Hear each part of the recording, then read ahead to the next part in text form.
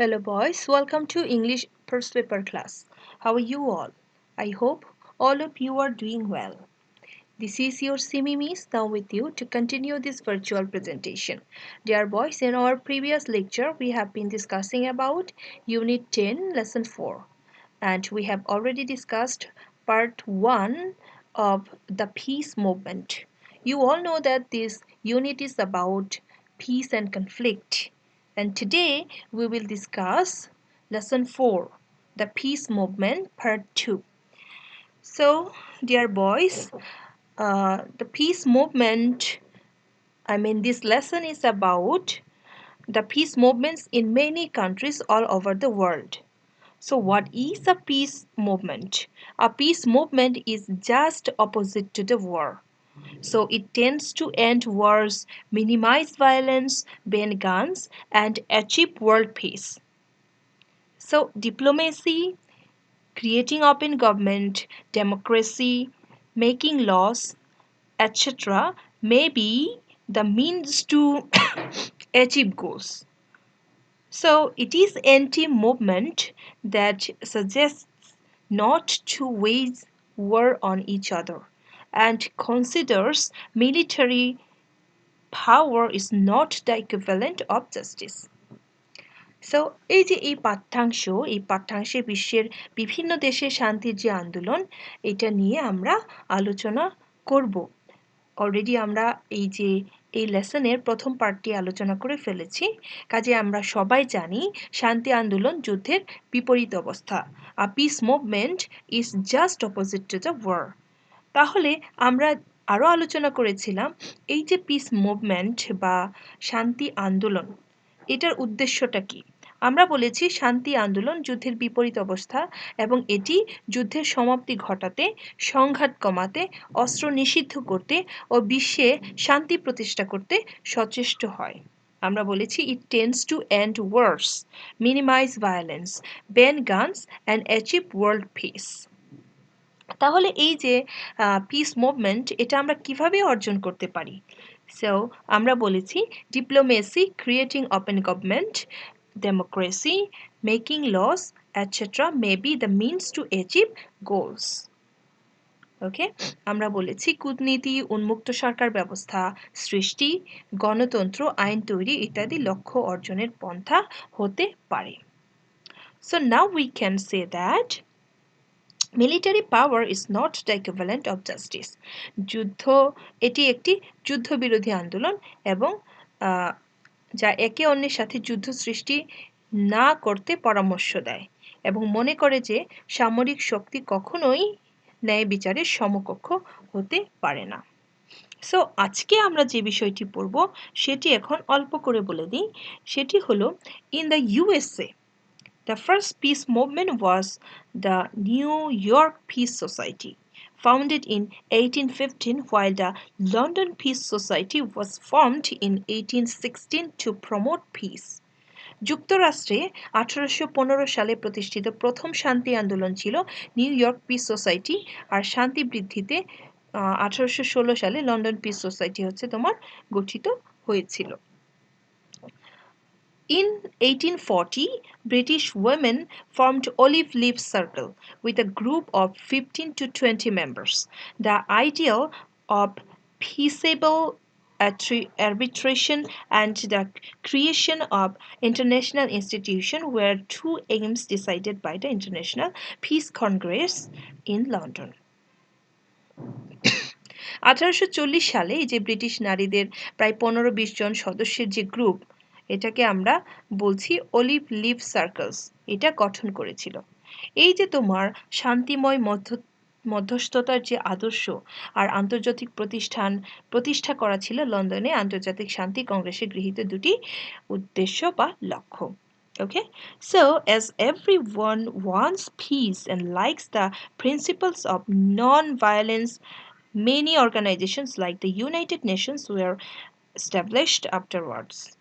যেহেতু প্রত্যেকেই শান্তি চায় এবং অহিংস নীতি পছন্দ করে তাই পরবর্তীকালে জাতিসংঘের মতো অনেক সংস্থা প্রতিষ্ঠিত হয়েছিল কাজেই এই যে আমাদের আজকের যে লেসন, এই লেসনটা আমরা বলছি দ্য পিস মুভমেন্ট, এবং শান্তি কিভাবে অর্জন করা যাবে, এটির উদ্দেশ্য বা লক্ষ্য কি সেটা, এবং কোন কোন অর্গানাইজেশনগুলি এটার সাথে জড়িত, এগুলি আজকে আমাদের আলোচনার প্রধান বিষয়।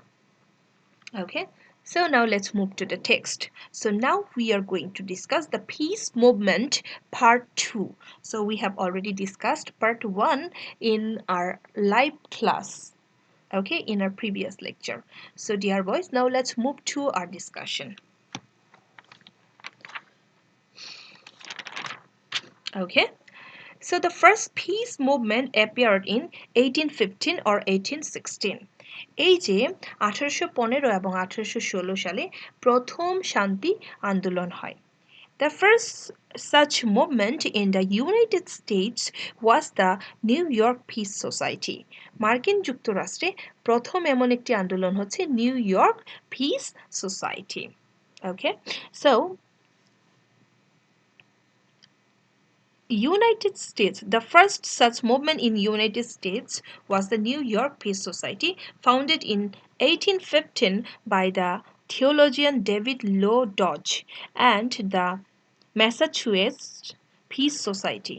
তাহলে দেখো এখানে কি বলা হচ্ছে, 1815 সালে ধর্মতত্ত্ববিদ ডেভিড লো ডোজ এটি প্রতিষ্ঠা করেন। কি প্রতিষ্ঠা করেন?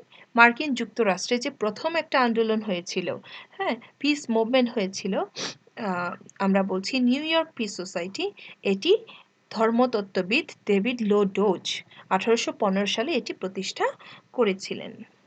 And the Massachusetts piece society, তাহলে বলা হচ্ছে আরেকটি শান্তি আন্দোলন হচ্ছে ম্যাসাচুসেট পিস সোসাইটি, হ্যাঁ, Massachusetts piece society. It became an active organization holding regular weekly meetings and producing literature which was spread as far as Gibraltar and Malta, describing the horrors of war and advocating pacifism on Christian grounds. তাহলে কি বলা হচ্ছে, এই যে এসব সংঘ, কি বলছিলাম, বলছিলাম শান্তি আন্দোলন, ম্যাসাচুসেট পিস সোসাইটি, আর কি নিউ ইয়র্ক পিস সোসাইটি, এইসব সংঘ নিয়মিত তোমার কি করতে থাকে, সাপ্তাহিক সভা করতে থাকে, সাহিত্য সৃষ্টি করতে থাকে, গল্প কবিতা এগুলি লিখতে থাকে, এবং এটাকে জিব্রাল্টার এবং মাল্টা পর্যন্ত ছড়িয়ে দেয়। ওকে, এই যে পিস অফ যে ওয়ার্ক বা পিস অফ লিটারেচার, আমরা বলছি গল্প বা শান্তি বিষয়ক যে তোমার বিভিন্ন আর্টিকেল, এগুলি লিখে তারা জিব্রাল্টার এবং মাল্টা পর্যন্ত এটি ছড়িয়ে দেয়। এবং এখানে কি বলা হয় দেখো, যুদ্ধাতঙ্কের বর্ণনা দিয়ে এবং খ্রিস্টীয় পটভূমিতে শান্তির মতবাদ প্রচার করে সক্রিয় সংগঠন গঠন করেছিল। তাহলে এই যে যুদ্ধটা হয়, যুদ্ধ করার পরে আমরা অলরেডি পড়েছি the old man at the bridge, যে মানুষ কীরকম পরিস্থিতিতে পড়ে যুদ্ধ হলে। তাহলে এই যে যুদ্ধের ভয়াবহতার বর্ণনা, যুদ্ধের আতঙ্কের বর্ণনা দিয়ে ব্যাখ্যা করে বিভিন্ন লিফলেটস, তারপরে বিভিন্ন লিটারেরি পিস লেখা হয়। ওকে, অ্যান্ড কি বলা হচ্ছে, খ্রিস্টীয় পটভূমিতে শান্তির মতবাদ প্রচার করে সক্রিয় সংগঠন গঠন করা হয়েছিল।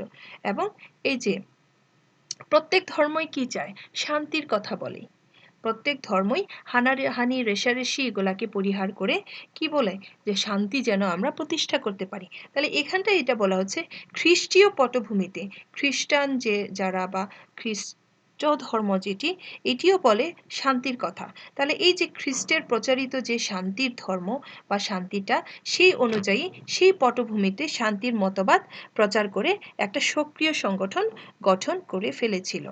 Okay, so the London Peace Society, also known as the Society for the Promotion of Permanent and Universal Peace, was formed in 1816 to promote permanent and universal peace by the philanthropist William Allen.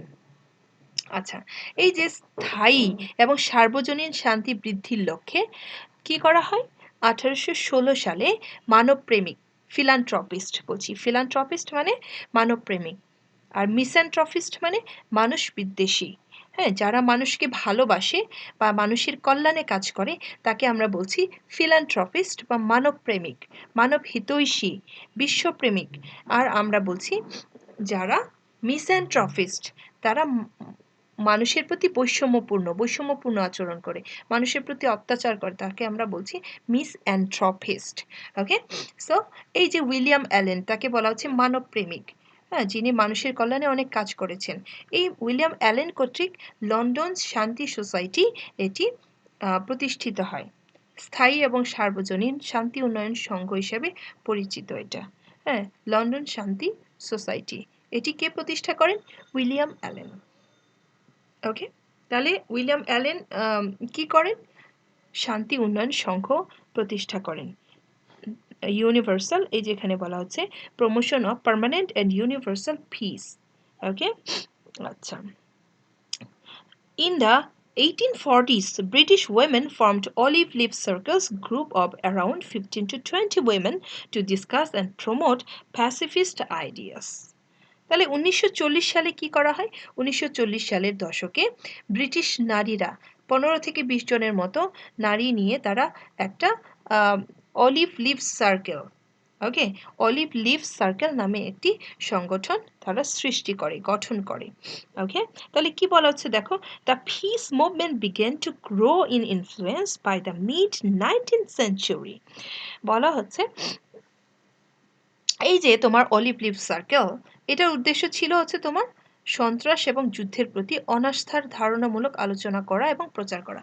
তাহলে আমরা একটা বিষয় দেখতে পাচ্ছি, এই যে তোমার সংগঠনগুলি গঠন করা হচ্ছে, হ্যাঁ হয়েছে, এগুলি কি করে?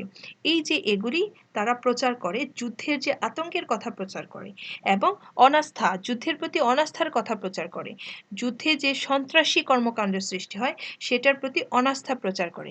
মেইনলি শান্তি প্রতিষ্ঠার জন্য যুদ্ধর যে সহিংস দিকগুলি রয়েছে এগুলি তারা বর্ণনা করে এবং যুদ্ধ পরিহার করার কথা তারা বলে, শান্তি প্রতিষ্ঠার কথা তারা বলে। আচ্ছা, তাহলে এখানটায় এসে আমরা কি দেখতে পাই দেখো, The peace movement began to grow in influence by the mid-19th century. তাহলে এই যে শান্তির যে আন্দোলন, এটি ঊনবিংশ শতাব্দীর মাঝামাঝি নাগাদ এটির প্রভাব বাড়তে থাকে। ওকে, এবং এটি আরম্ভ হয় তোমার বার্মিংহামের পক্ষে আমেরিকান কনসাল দূত ইলহু বুথি এবং বিশপ হেনরি রিচার্ডের উদ্যোগে 1843 সালে লন্ডন পিস সোসাইটি সর্বপ্রথম লন্ডনে আন্তর্জাতিক শান্তি সম্মেলন আহ্বান করে। দেখো এই লাইনটা দেখো, এই লাইনে কি বলা আছে? The London peace society under the initiative of American consul, okay, রাষ্ট্রদূত, কনসুল, আমেরিকান কনসুল বা consul to Birmingham, Elihu Burritt and the, আচ্ছা এখানে দেখো এই যে বিলিংহাম, আচ্ছা, Elihu Burritt and the reverend Henry Richard converted the first international peace congress in London in 1843. এই যে শান্তির আন্দোলন এটি ঊনবিংশ শতাব্দীর মাঝামাঝি নাগাদ প্রভাব বাড়াতে আরম্ভ করে, আর বার্মিংহামের পক্ষে আমেরিকান কাউন্সিল ইলিহু বুথি আর বিশপ হেনরি রিচার্ডের উদ্যোগে 1843 সালে লন্ডন পিস সোসাইটি সর্বপ্রথম লন্ডনে আন্তর্জাতিক শান্তি সম্মেলন আহ্বান করে। ওকে, তাহলে এখানে দেখো, the congress decided to aims. তাহলে কংগ্রেস কি করে? সম্মেলনটি দুটো লক্ষ্যের ওপর সিদ্ধান্ত গ্রহণ করেছিল। কি কি লক্ষ্যের ওপর সিদ্ধান্ত গ্রহণ করেছিল? The ideal of peaceable arbitration in the affairs of nation and the creation of an international institution to achieve that. Okay, এই যে এই লক্ষ্য বলেছিল দেখো, জাতিসমূহের মধ্যকার ঘটনার শাস্তিযোগ্য মীমাংসার ধারণা এবং এটি অর্জনের লক্ষ্যে আন্তর্জাতিক প্রতিষ্ঠান গড়ে তুলতে হবে। তাহলে কি বলছিলাম, এই যে তোমার একটা যে সভা হয়েছিল, হ্যাঁ, the London peace society under initiative of American consul to Birmingham, Elihu Burritt, তাহলে এরা যে কংগ্রেসটা বা যে সভাটা করেছিল সেখানে দুটি উদ্দেশ্য বা লক্ষ্য ছিল। উদ্দেশ্য বা লক্ষ্যটা কি? The ideal of peaceable arbitration in affairs of nations, মানে জাতিসমূহের মধ্যকার ঘটনার শাস্তিযোগ্য মীমাংসার ধারণা, and the creation of an international institution to achieve that, এবং এই যে তোমার এই যে শান্তিটা অর্জনের লক্ষ্যে আন্তর্জাতিক প্রতিষ্ঠান গড়ে তোলা। ঠিক আছে, শান্তি অর্জন করা এবং শান্তি অর্জনের জন্য প্রতিষ্ঠান গড়ে তোলা, এই দুইটা উদ্দেশ্য ছিল। আচ্ছা, এরপরে দেখো, afterwards peace organizations were set up in many countries. এরপরে এই যে তোমার পিস অর্গানাইজেশন অনেকগুলি দেশে পিস অর্গানাইজেশনগুলি গড়ে উঠেছে। এরপরে কি হয় দেখো, the United Nations was founded with the primary objective to maintain peace and resolve interstate conflicts in the world.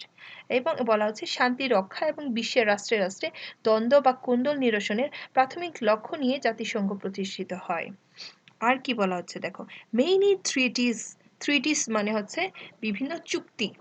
Okay, many treaties have been signed between many nations, a noteworthy one of which is the Nuclear Non-Proliferation Treaty. Everyone wants peace and likes the principles of non-violence. তাই এই যে বলা হচ্ছে শান্তি রক্ষা এবং বিশ্বের রাষ্ট্রে রাষ্ট্রে দ্বন্দ্ব বা কুন্দল নিরসনের জন্য প্রাথমিক লক্ষ্য নিয়ে জাতিসংঘ প্রতিষ্ঠিত হয়। আর বহু জাতির মধ্যে বহু চুক্তি স্বাক্ষরিত হয়েছে। এর মধ্যে উল্লেখ্য হচ্ছে পারমাণবিক নিরস্ত্রীকরণ চুক্তি, nuclear non proliferation treaty.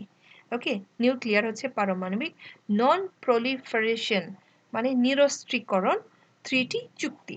Everyone wants peace and likes the principles of non-violence. সবাই কি চায়? সবাই শান্তি চায় এবং অহিংস নীতি পছন্দ করে। দেখো, likes the principles of non violence, অহিংসতার নীতি সবাই পছন্দ করে। অহিংস নীতি কার ছিল? অহিংস নীতি ছিল গান্ধীজির নীতি। ঠিক আছে, গান্ধীজি বলেছিলেন যে সহিংসতা নয়, অহিংসতা দিয়েই কি করতে হবে? পৃথিবীকে জয় করা যায়, ভালোবাসা দিয়ে শত্রু হৃদয়কে জয় করা যায়। ঠিক আছে, এটাকে বলছে অহিংসতার নীতি। ওকে, কাজেই যুদ্ধে বা দ্বন্দ্বে বা সংঘাতে জড়িয়ে না পড়ে অহিংসতার নীতিটাকে ফলো করে মানুষের মধ্যে কি করা যাবে? শান্তি প্রতিষ্ঠা করা যাবে। ওকে, সো ডিয়ার বয়েজ, আজকে তোমাদের এই ক্লাসটি আমি ইউটিউবে আপলোড দিয়েছি। এর কারণ হচ্ছে ইন্টারনেটে অনেক প্রবলেম হচ্ছে, তোমরা সবাই জানো। তোমরা নিজেরাও ফেসবুকে লগ ইন করে ফেসবুকে ক্লাস কন্টিনিউ করাটা, লাইভ ক্লাস কন্টিনিউ করাটা একটুখানি টাফ আজকের জন্য। কাজেই আমি তোমাদেরকে